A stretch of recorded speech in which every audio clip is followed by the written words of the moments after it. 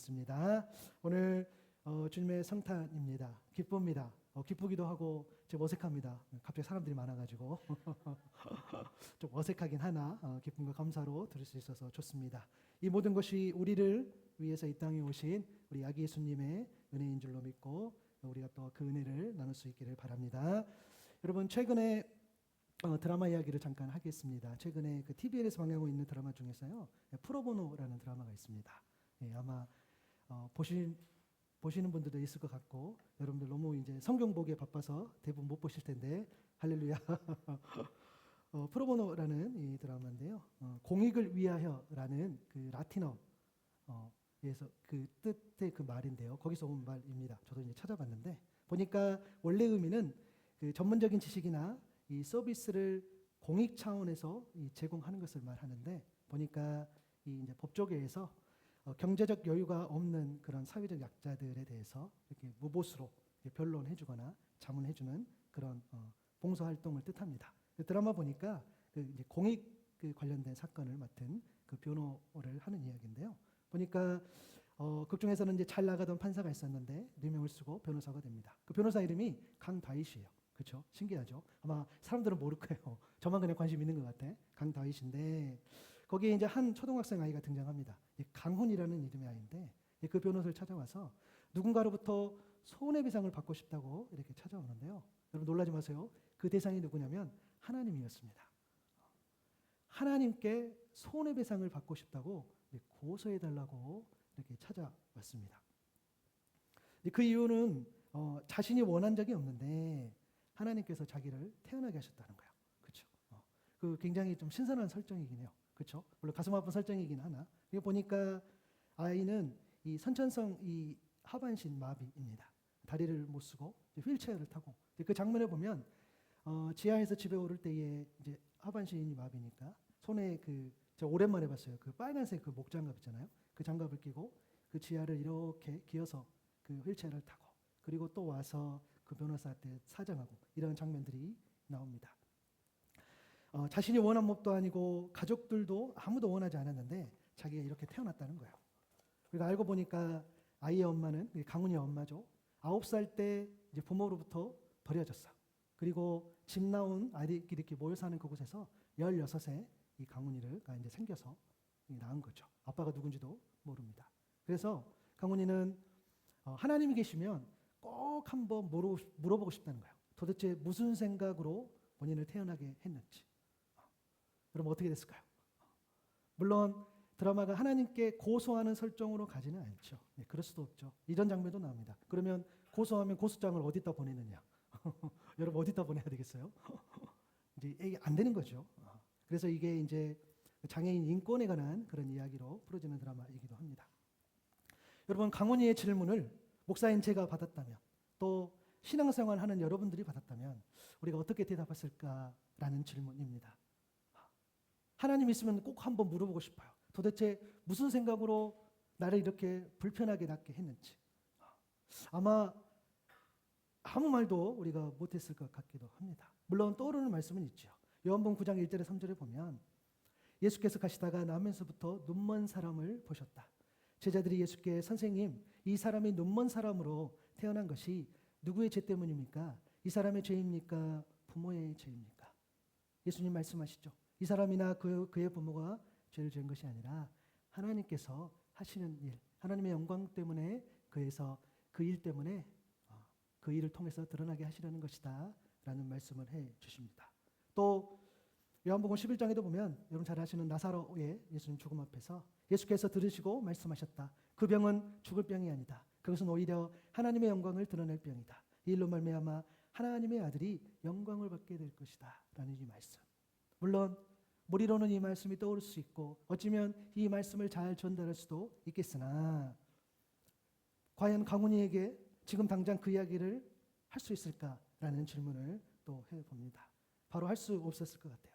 왜냐하면 아무리 말씀이어도 그래서 여러분 우리가 늘 영적으로 민감해야 돼요. 아무리 하나님의 말씀일지라도 전할 때에 지혜가 필요하고 또 우리가 하나님의 말씀이라 할지라도 우리가 말을 해야 될 때가 있고 하지 않아야 될 때가 있겠죠. 물론 모든 말과 행동과 언어는 복음적이어야 되겠지요. 그래서 그럼에도 우리는 이 말씀을 전하고 함께 기도할 수 있어야 되겠습니다. 이렇듯 우리는 우리의 삶 속에서 이러한 질문들, 하나님 왜 그렇게 하셨을까라는 질문을 스스로 하기도 하고 또 질문을 받기도 합니다. 사실 누구라도 다른 사람의 삶에 대해서 그 어려운 문제에 답하기는 쉽지 않겠죠. 또 사람이 너무 힘들면 자신의 존재 자체를 부정하기도 하겠죠. 내가 잘 나갈 때는 괜찮았으나 내가 어렵고 힘들고 할 때는 도대체 왜 어떤 신이 계시다면 그런 나를 이렇게 태어나게 하셨을까라는 것들. 선천적으로 혹은 후천적으로 장애를 겪은 누군가가 또 억울한 누명을 썼다거나 또 누군가로부터 엄청난 공격을 받게 되는 것, 또 재정의 문제로 관계의 문제로 이런 어려움을 겪게 되면 이런 질문도 하게 되고 또 답할 수 없는 그런 질문을 받게 되는 것이지요. 그래서 우리가 어떻게 해야 될지, 또 설령 우리가 최선을 다해서 그 사람에게 어떤 위로의 말을 전하고 관계를 맺는다 할지라도 때로는 더 심한 상처와 아픔으로 오게 되는 그런 경험도 하게 됩니다. 여러분, 이럴 때 우리가 할 수 있는 것은요, 사실 사람을 소개하는 것이 아니지요. 세상의 방법, 세상의 소리, 많은 사람들의 의견, 물론 잠시 잠깐 그럴 수 있습니다. 도움이 될 수 있을지 모르나 근본적으로 본질적으로 해결책은 되지 않겠죠. 또 어찌 보면 그때 물론 여러분 오해 없기를 바랍니다. 아무 말도 하지 않아야 되냐, 아무 이야기도 하지 않아야 되냐? 아니요, 하셔야 되죠. 위로할 수 있고 권면할 수 있고 해야 됩니다. 그러나 그 문제가 해결되지 않는 그 전제, 그러나 우리가 온전히 해야 될 것은 성탄을 맞이하는 오늘 저와 여러분이 정말 할 수 있는 일은 그런 상황 가운데 있다면 우리 모두를 위해 이 땅에 오신 우리의 구원자 되신 예수님을 소개하는 것, 이 일을 할 때에 가장 의미 있는 줄로 믿습니다. 우리는 그냥 우리의 삶 가운데에 위로하고 그 사람을 찾아가고 관계를 맺지만 우리의 늘 말과 행동에는 바로 예수 그리스도의 말이 담겨 있어야 되겠죠. 오늘 본문 읽었던 그 앞부분에 보면 마태복음 1장 20절에서부터 23절까지 보면 예수님의 이야기가 나오죠. 요셉이 이렇게 생각하고 있는데 요셉이 어떻게 생각했습니까? 우리가 잘 아는 것처럼 요셉은 마리아와 약혼을 했는데 그때 당시 약혼을 해도 바로 같이 살지 않습니다. 한 1년 정도 시간이 걸리지요. 그 기간 가운데에 요셉도 그렇고 마리아도 그렇고 그들은 자신의 몸을 거룩하게 정조를 지키고 정결해야 되지요. 그러나 아내의 아기 된 모습을 보고 고민이 됐지만 가만히 끊고 자있던 그런 요셉, 그런 상황인데 천사가 나타나서 이야기하는 거죠. 그 몸에 잉태된 아기는 성령으로 말미암은 것이다. 특별한 일. 그것은 너희 아이다. 요셉 너희 아이도 아니고 마리아 너희 아이도 아니야. 성령으로 잉태된 그 아이야. 이렇게 이야기를 해주는 거죠. 21절에 보니까 그 이름을 예수로 하여라. 자기 백성을 그들의 죄에서 구원할 것이다. 그 예수. 22절에 보니까 이 모든 일이 일어난 것은 주께서 예언자를 지켜서 이르시기를 보아라 동정녀가 잉태의 아들을 낳을 것이니 그의 이름을 임마누엘이라고 할 것이다 하신 말씀을 이루려고 하신 것이다. 이것을 번역하면 하나님이 우리와 함께 계시다는 뜻이다. 우리가 늘 이맘때쯤 되면 읽었던 말씀, 또 묵상했던 말씀, 그러나 그 말씀이 오늘 또 우리의 말씀이 되기를 소망하면서요, 성탄절의 주인공이 세상이 아니라 우리를 죄에서 건져서 구원하실 구원자, 또 우리와 함께 하시는 임마누엘 하나님, 그가 바로 성탄의 주인공인 예수 그리스도임을 믿습니다. 이것이 우리에게 좋은 소식이요, 이 좋은 소식을 그 가문에게 말할 수 있어야 되겠죠. 성탄절에 서로 축하하고 파티하고 선물하고 너무 좋죠. 예, 너무 좋아요. 저도 선물 받았어요. 할렐루야. 너무 좋아. 그렇죠? 그러나 그 모든 축하가 어떤 나로부터 기인하는 것인지 아니면 다른 이유가 있는 것인지는 우리가 놓쳐버리고 잊어버리면 안 됩니다. 여러분, 이 성탄을 맞이해서 오늘 예배 이후에 또 식사도 하시고 또 돌아가셔서 교제하시고 즐거운 시간을 보내시는 거 너무 좋죠. 그러나 내 인생 가운데에 이 성탄을 보내면서 이 성탄의 주인공이 나인지 아니면 하나님인지는 꼭 묵상할 수 있기를 바랍니다. 세상은 여전히 이 화려한 성탄 가운데에 하나님 예수 그리스도의 이름을 한 번도 이야기하지 않고 그들은 즐겁게 이야기합니다. 그러나 우리는 예수 그리스도를 온전히 사랑하는 그 마음으로 우리 위해 이 땅에 오신 그 복된 소식을 마음에 품고 우리가 살아가야 되는 줄로 믿습니다. 그것이 우리의 신앙의 정체성이겠죠. 그래서 성탄을 맞이하면서 여러분은 결정하셔야 됩니다. 성탄의 주인공을 나로 할 것인지 아니면 우리를 위해서 이 땅에 오신 예수로 할 것인지. 이것은 제가 강요할 수 없겠죠. 여러분 인생 가운데에 결단하고 나가야 될 그런 문제이지요. 그러나 중보하겠습니다. 오늘 한 영혼도 빠짐없이 예배하는 여러분들이 여러분의 인생의 주인을 예수 그리스도 그분을 모심으로써 여러분 인생길을 걸어갈 수 있기를 바랍니다. 계속해서 예수님의 이야기를 우리가 이어가 보면 오늘 우리가 읽은 본문은요. 예수님이 이 땅에 오셨어. 그리고 얼마 되지 않아서 있었던 이야기이죠. 그 중심에는 빛난 별이 있었습니다.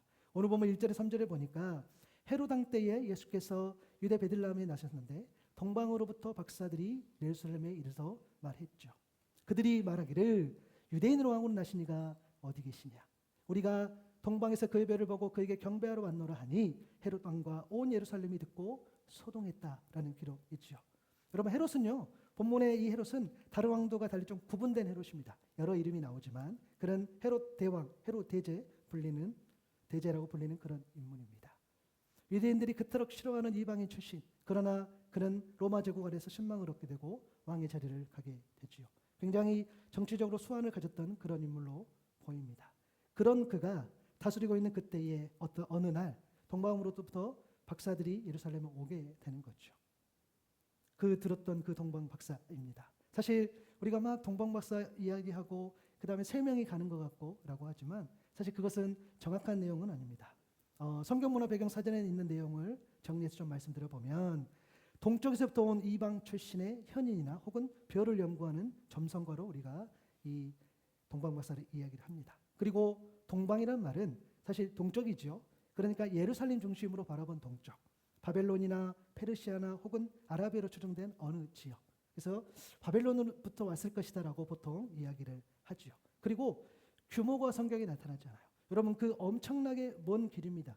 3사람이 그 길을 갔다? 그것은 그럴 수 없어요. 그래서 우리는 그 선물 3가지 때문에 3명일 것이라고 이렇게 좀 느껴지는데 3명은 물론 3명일 수 있겠죠. 그러나 3명 혹은 그 이상일 가능성이 높고 그리고 수행원이 어느 정도 있을 거라고 봅니다. 그 험난한 길을 그 머나먼 길을 지금보다 더 힘든 그 어떤 길인데 그렇게 올 수는 없을 겁니다. 그래서 어떤 무리가 오게 되는 거죠.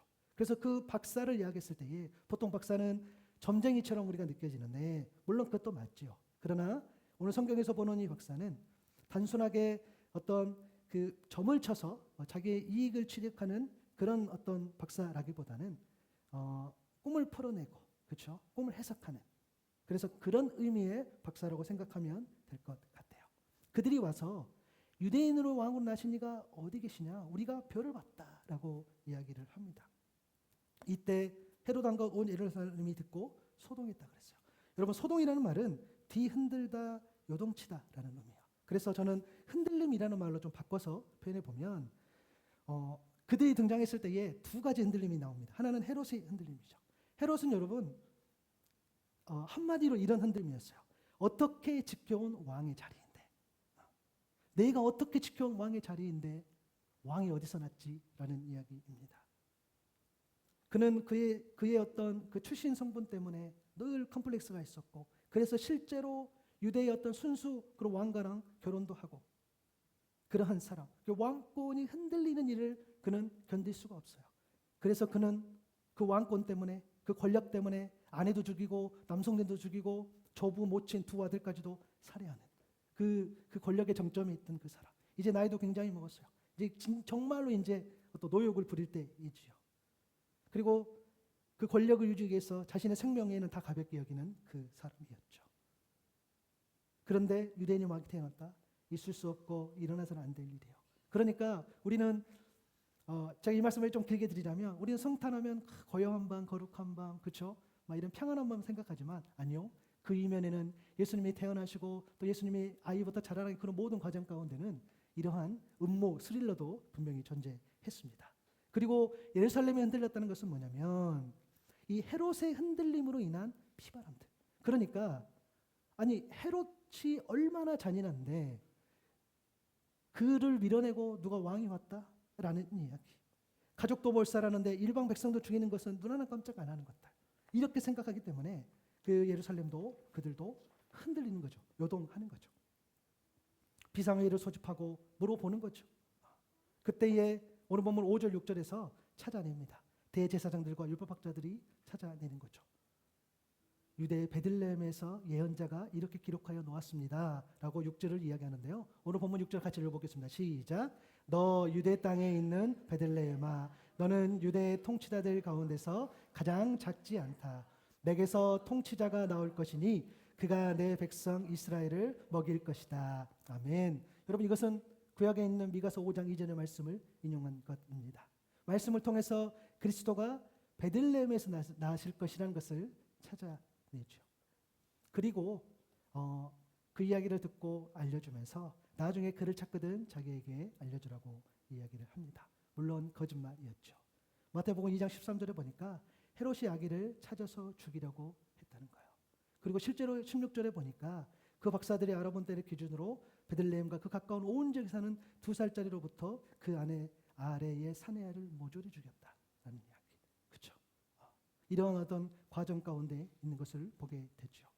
여러분, 여기서 이상한 점을 우리는 발견할 수 있어야 됩니다. 왜 하나님은 메시아가 나신 소식을 유대인이 아니라 이방인인 동방박사를 통해 그 소식을 전하게 하셨을까입니다. 여러분, 말씀을 받는 자는 유대인이에요. 유대인이 이방인에게 전해야 맞겠죠. 구약 말씀을 이미 주셨는데 정작 그 소식을 유대인들보다 이방의 동방박사가 더 관심을 보이는 지금의 상황. 실제로 성경에는요, 동방박사가 메시아의 별에 관해서 어떻게 알았는지 언급되어 있지 않아요. 우리가 추정해보는 거죠. 단지 그들이 바벨론에 있는 유대인들로부터 이 구약의 예언을 듣지 않았을까, 그리고 별을 연구하면서 이상하다 하지 않았을까라는 우리가 추정을 해봅니다. 그리고 별을 따라 만든 거죠. 여러분, 여기서 우리는요, 복음의 놀라운 비밀을 알게 된 겁니다. 그것은 뭐냐면 복음을 믿고 받아들이는 자에게만 좋은 소식이라는 거예요. 아멘. 그것은 복음을 믿고 받아들이는 자에게만 좋은 소식. 말씀을 직접 받은 유대인이어도요, 그것을 믿지 않고 받아들이지 않으면 메시아가 온다는 것은 좋은 소식이 아니겠죠. 하지만 이방인이라도 믿고 받아들인다면 메시아가 온다는 소식은 굿 뉴스가 되겠죠. 오늘 이 예배를 참석한 사람들, 물론 개인적으로 또 인간적으로 여러분이 오신 거는 너무 제가 좋죠. 감사하죠. 그런데 오늘 전하는 이 메시지 가운데에 설령 여러분들이라 할지라도, 예배를 참석한 사람이라 할지라도, 예배를 내가 사랑하고 좋아하고 또 내가 예배를 통해 무슨 헌신을 한다 할지라도 그 메시지 가운데에 선포되는, 그런데 성탄의 주인공이 누군지 알고도 그 삶 가운데 내 자리 못하는 그런 상황이 온다고 한다면, 믿지 못한다면 그것은 복된 소식이 아니라는 거죠. 그것은 죄송해요, 소용없는 일이에요. 그래서 오늘 그 복음을 믿고 나아갈 수 있는 여러분, 저와 여러분 될 수 있기를 바랍니다. 못 믿으면, 안 믿으면 설령 내가 이것 가운데 있다 할지라도 그 메시아가 나의 메시아가 될 수 없다는 거죠. 여러분 잘 아는 누가복음 8장의 이야기를 해볼까요? 우리 혈루증을 앓는 여자가 등장하지요. 그의 재산을 모두 탕진했고, 왜요? 병을 고치는데 못 고쳤어요. 그런데 예수님이 지나가실 때에, 그 많은 사람들이 있었을 때에 그는 예수님의 옷에 손을 대지요. 그때 그 병이 고쳐집니다. 예수님 아셨어요. 그 능력이 빠져나간 것을 아셨죠. 베드로는 사람들이 밀었기 때문에 예수님을 만진 일이 없을 것이다, 그냥 밀려서 만졌을 것이다 라고 이야기했지만 결국 여인은 나와서 숨길 수 없어서 그에게 손을 댄 이후 또 낫게 된 경위를 이야기를 합니다. 예수님, 내 믿음이 너를 구원했다, 평안히 가라, 이렇게 이야기하신 거죠. 그 여인만 믿은 거죠. 예수님이라면, 내가 그분을 믿고 받아들인다면 나는 복된 소식을 경험하고 있을 거야 라는 이야기인 거죠. 동방의 박사들이 그랬습니다. 그들은 하늘을 보면서 연구하는 것을 업으로 사는 사람들, 어쩌면 그냥 연구하다가, 그렇죠? 그냥 하늘을 보다가 특별한 어떤 징조를 보았는데, 그런데 그들은 관심을 가졌고 또한 그것을 가지고 자기 어떤 유익으로 해석하지 않았어요. 이 놀라운 소식, 무언가 어떤 이익을 보려는 것이 아니라, 그들은 만약에 그랬다면 그렇게 하지 않았겠죠. 그러나 그는 정말 순수한 열정으로 오랜 시간, 엄청난 시간과 비용을 들어가면서 유대인의 왕을 가리키는 별을 찾아냈습니다. 여러분, 부끄럽습니다. 이 장면을 볼 때는 교회 안에서는 여전히 내가 예수를 믿는다고, 내가 주님을 사랑한다고, 내가 예배한다고 그렇게 많은 사람들이, 물론 지금은 많지도 않겠지요. 예수 믿는 사람이 날로 적어지는 이 때에, 그러나 여전히 나는 예수 믿는다고 그렇게 하지만 유대인의 왕을 가리키는 별을 찾아 나서라는 그 열정, 내가 시간도 들이고 비양을 들여서 하나님 앞에 나가는 그 열정들, 그것을 보이지 않는 모습들이 우리가 많이 있는 거죠. 그들은 유대인이 아니면 유대인이 받았다는 말씀과도 어찌 보면 무관한 사람들, 그런데 그들은 그 별에 관심을 갖고 나아가는 거죠. 헤롯도 많은 사람들도 율법학자도 아무도 관심 없었던 그 메시아의 별, 그 메시아에 관한 그 이야기. 그런데 그들은 별을 향해 나아갔고 마침내 그 별이 가리키는 주인공을 만나게 되는 은혜를 누리게 되지요. 오늘 보면 9절에서 12절에 보니까 그 별이 문득 앞서 있다는 것이요. 참 귀한 메시지죠. 그들이 가는 줄 알았어요. 그들이 연구했기 때문에 별을 보면서 막 찾아가는 줄 알았어요. 아니요. 그 별이 문득 앞서 인도했다고 했어요. 그러면 우리 출애굽의 장면이 떠오르는 거죠. 구름 기둥과 불 기둥. 가라고 하면 가고 멈춰라 하면 멈추는 이들. 여러분, 이들은 유대인이 아니에요. 말씀을 받은 자들이 아니니까요. 이스라엘 백성이 아니에요. 그런데 그 별이 인도하는 대로 따라갔다는 그 모습. 그리고 그 별의 안내에 따라서 갔었을 때에 그들이 보고 기뻐하고 11절에 보니까 드디어 만나게 되는 거죠. 경배하고 선물을 드리는 이 장면. 그들이 은혜를 누린 거죠. 아, 맞다. 내가 생각했던, 또 내가 해석했던, 그게 맞구나. 아, 정말 저 예언이 실현되는구나 라는 것들을 정말 눈으로 보고 경험을 하게 되는 거죠. 그리고 12절에 보니까 그들은 꿈에 헤로데기로 돌아가지 말라, 지시하심을 받아 다른 길로 고국에 돌아가니라 라는 또 많은 생각들을 하게 해주는 많은 또 담긴 메시지. 놀라운 하나님의 섭리가 있죠. 하나님의 일하심이 있습니다. 뭐냐면 하나님은 꿈을 통해 이 동방박사의 길을 안내함으로 그들의 생명을 보호해 주셨다는 거예요. 그들이 그냥 왔다가 가는 것이 아니요. 그 길을 인도해 주시고 마지막 그들의 생명까지도 하나님이 지켜주셨다는 이 내용. 동방박사가 발견했던 그 별은요, 그 존재는 앞서도 이야기했지만 미가서 5장 이전의 말씀이었죠. 그 미가서 5장 이전의 말씀을 보면 우리 한번 읽어볼까요? 시작. 그러나 너 베들레헴아 에브라다야, 너는 유다의 여러 족속 가운데서 작은 족속이지만 이스라엘을 다스릴 자가 내게로 나올 것이다. 그의 기원은 아득한 옛날 태초기까지 거슬러 올라간다. 아멘. 여러분, 결국 이 동방박사의 별을 향한 발걸음은 철저한 하나님의 계획 아래 놓였음을 우리가 알게 돼요. 이방이었지만 또 말씀을 듣게 되고 그 말씀이 이루어지는 현장을 직접 발로 밟으면서 아기 예수님을 만나서 경배할 수 있었다는 것. 그리고 헤롯 왕으로부터 보호를 받게 될 수 있었다라는 이 내용. 그렇죠? 하나님의 철저한 보호하심이 있었다는 것. 이 말씀 안에 담겨 있다는 것. 그래서 여러분, 오늘 말씀의 제목을 좀 기억할 수 있기를 바랍니다. 빛난 별보다 더 빛난 예수. 여러분, 빛난 별은요, 말씀이 가리키는 방향입니다. 말씀이 가리키는 이 방향, 그리고 말씀을 따라갔더니 말씀의 본질 대신 또 말씀의 자체이신 더 빛난 예수님을 만나게 되는 것. 그것이 바로 복음이요, 이 모든 것을 가능하게 했던 복음의 능력인 줄로 믿습니다. 말씀이 가리키는 그 방향을 쫓아간 거죠. 빛난 별보다 예수님이 더 빛난 이유가 있죠. 첫째는 예수님은 낮아지셨기 때문에, 그 낮아지심 때문에 우리 예수님은 그 별보다 더 빛날 수 있었습니다. 하나님은 빛난 별을 띄우면서 그 안에 하나님의 사랑을 담았죠. 그 사랑은 하나님의 성육신, 참 하나님이시지만 참 인간으로 이 땅에 오신 예수님, 그 하나님, 예수 그리스도, 저와 여러분을 살리기 위해서 이 땅으로, 그것도 가장 낮은 자리로 내려와 주신 것들. 여러분, 우리는 이 아기 예수에 대해서 놓쳐버리면 안 돼요. 잊어버리면 안 되죠. 예수님이 이 땅에 오셨을까라는 거죠. 여러분 잘 아는 말씀으로 한번 또 읽어볼까요? 빌립보서 2장 6절에서 8절을 보면은 우리 한번 다 같이 읽겠습니다. 시작. 그분은 하나님의 모습을 지니셨으나 하나님과 동등함을 당연하게 생각하지 않으시고 오히려 자기를 비워서 종의 모습을 취하시고 사람과 같이 되셨습니다. 그는 사람의 모양으로 나타나셔서 자기를 낮추고 죽기까지 순종하셨으니 곧 십자가에 죽기까지 하셨습니다. 아멘. 여러분, 하나님의 모습을 지녔지만 하나님과 동등한 것으로 생각지 아니했던 것은 자기 스스로 낮아지신 거죠. 더 낮았어, 종의 모습. 여러분, 예수님이 낮아지셨다는 것은 이 복음이 그 어떤 누구라도 품을 수 있고 누릴 수 있는 좋은 소식이 되었다는 의미이지요. 여러분, 지난주에도 말씀을 나눴지만 왜 하나님이 천사를 보내서 소식을 전할 때 여러분 목자를 택하였을까라는 것을 말씀을 드렸었어요. 왜? 여러분, 동방박사도 그렇고 또 누가복음 2장에 나오는 그 천사를 이 메시지를 들었던 그 목자들도 그렇고 그들은 천하다고 지칭받는 사람들, 멸시받고 사람들이 관심 갖지 않던 사람들, 오히려 또 목자 같은 직업들은 사람들이 꺼려하는 직업들, 힘든 직업들, 그렇죠. 그럼에도 온 백성에 미칠 큰 기쁨의 좋은 소식이 그들에게 전했다고 얘기했어요. 왜요? 그것은 복음이 가장 낮은 자까지도 차별하지 않고 구원에 이르게 하시려는 하나님의 의지가 담겨 있기 때문입니다. 여러분, 말씀드렸잖아요. 저 연약하고 저 힘든 사람들한테 우리는 아무도 말을 걸지 않아요. 어느 누구라도 그 사람에게 어떤 소식을 전하거나 어떤 안부를 묻거나 그러지 않는다는 거예요. 여러분이 더 잘할 겁니다. 불편하죠. 굉장히 천하고 봤을 때의 모습이 남루하고 그런 사람들 우리가 여러분 이야기해 보신 적 있나요? 없잖아요. 저도 잘 안 돼요.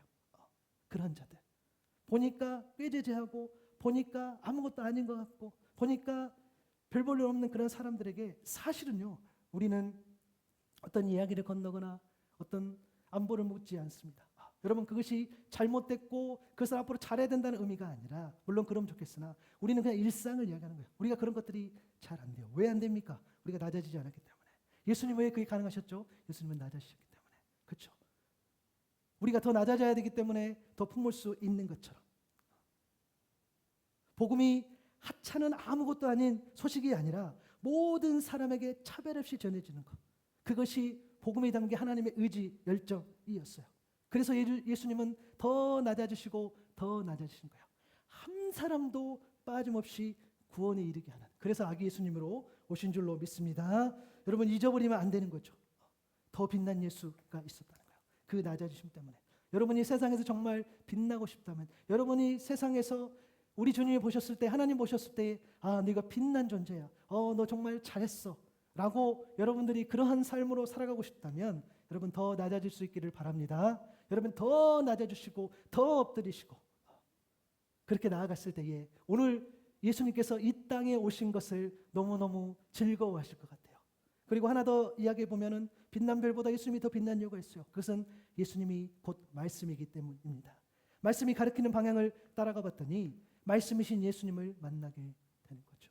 여러분, 우리가 이 말씀을 보지만, 이 말씀을 글자로 보지만, 이 말씀을 우리가 듣기도 하지만 이 말씀의 방향을 그럼에도 따라가야 되는 거죠. 왜? 그 방향을 따라갔을 때에 우리는 온전한 만남, 인격적인 만남을 갖게 되는 겁니다. 여러분, 인격적인 만남 제가 말씀드렸어요. 예수 그리스도를 온전히 만났다고 하면은 내 안에 두 가지 인격이 있는 거죠. 하나는 육신의 사람, 하나는 영의 사람들이 있는 거죠. 내 생각은 이렇지만 하나님 주신 마음은 이런 거야. 내가 원래 가진 생각으로는 이 길로 가야 하지만 나는 왠지 하나님이 마음을 주셔서 반대로 갈 수 있는 그 믿음, 그 만남을 이야기하는 거죠. 그것은 말씀이 가리키는 방향을 온전히 따라갔었을 때에 우리 주님을 직접 만날 수 있는 그 은혜를 누릴 수 있다는 거예요. 요한복음 1장 14절의 말씀처럼 말씀이 육신이 되어 우리 가운데 사셨다는 거예요. 여러분, 우리 가운데 사셨다는 거예요. 여러분, 말씀은 추상적인 것이 아니에요. 그냥 우리 삶 가운데 사셨다는 거예요. 우리가 예수님을 만난다는 것은, 인격적으로 만난다는 것은 단순하게 어떤 이야기 속에서 그냥 추상적인 어떤 그런 마음으로 만나는 것이 아니라 우리의 삶 가운데 실제로 만나서 그렇게 살아가는 삶. 말씀이 육신에 우리 가운데 사셨고 우리는 그의 영광을 보았고 그 영광은 은혜와 진리가 충만했던 그 예수 그리스도, 말씀으로 오신 그 분. 그래서 시편 119편 105절 133절의 말씀을 우리가 한번 보면은 한번 같이 읽어볼까요? 시작. 주의 말씀은 내 발의 등이요 내 길의 빛입니다. 내 걸음걸이를 주의 말씀에 굳게 세우시고 어떤 악감도 나를 지배하지 못하게 해 주십시오. 아멘. 주의 말씀은 내 발의 등이요 내 길의 빛이지요. 말씀은 빛을 내며 나를 주님께로 이끌어 가는 거죠. 왜요? 세상이 어둡기에 말씀의 빛이 필요합니다. 세상이 어둡기에 빛이 필요한 거예요. 물론 어두우면 불편하고 힘들죠. 그리고 불안하죠. 그렇죠? 갈 길을 제대로 걸어가도록 하나님의 말씀으로 내 삶의 방향을 잡아주시는 거죠. 그 걸음걸이를 우리가 만약에 지켜주시지 않는다면 우리는 온전히 걸어갈 수 없는 것. 그래서 동방 박사가 그 별을 보고 따라가서 그 방향 그대로 갔더니 진짜 예수를 만났던 것처럼 우리도 이 말씀을 들고 묵상하고 나아갔을 때에 그 끝에 진실로 우리가 직면하는 예수 그리스도, 그분을 만날 수 있기를 바랍니다. 여러분, 오늘은요 주님이 이 땅에 오신 성탄절이죠. 그리고 이 예배를 마치고 식사하고, 식사 다 하세요. 식사하고 세상으로 나가면 우리는 또 다른 강훈이를 만나게 될 겁니다. 아니면 내 스스로에게 내 속사람 가운데 강훈이가 존재해서 그가 물을 겁니다. 하나님께 손해배상을 받고 싶어. 좀 고소 좀 해주세요. 하나님이 있으면 꼭 물어보고 싶어요. 도대체 무슨 생각으로 나를 이렇게 힘들게 하는지, 어렵게 하는지. 이때 우리는요 빛난 별보다 더 빛난 예수님의 이야기를 할 수 있어야겠어요. 여기에 말씀이 있는데, 이 말씀이 가리키는 방향이 있는데, 이 방향대로 강훈이 네가 좀 믿고 가면 안 될까? 어떨까? 물론 이 말씀이 너의 길에 빛이 되어서 그 말씀이 가리키는 방향대로 간다고 해서 너의 지금의 모습이, 너의 지금의 상황이, 너의 지금의 형편이, 너의 지금의 그런 조건들이 당장 달라지지는 않을 수 있어. 그런데 그럼에도 믿고 가면 그 길에서 더 빛난 예수님을 직접 보게 될 거야.